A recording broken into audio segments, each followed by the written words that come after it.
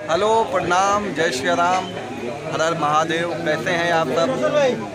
हम लोग अभी मुनिया के सेट पर हैं और ये शूटिंग बिलखरी में हो रही है।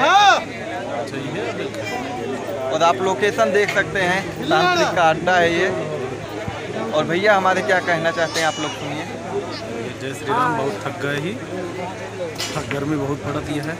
और देखा कैसे अंगुरी में जादू गा है। देखिए आप लोग,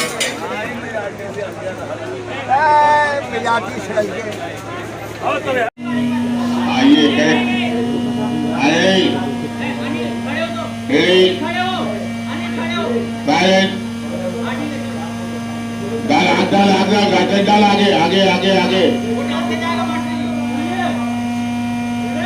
डाल। हाँ जा, दूसरे में डाल। कैमरा चलो, चल आराम से हाँ ये, हाँ ये गाड़ी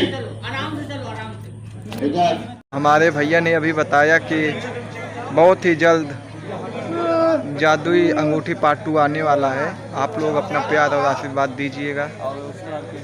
और ये आप लोकेशन को देख के बताइए, एक लोकेशन भव्य है कि नहीं।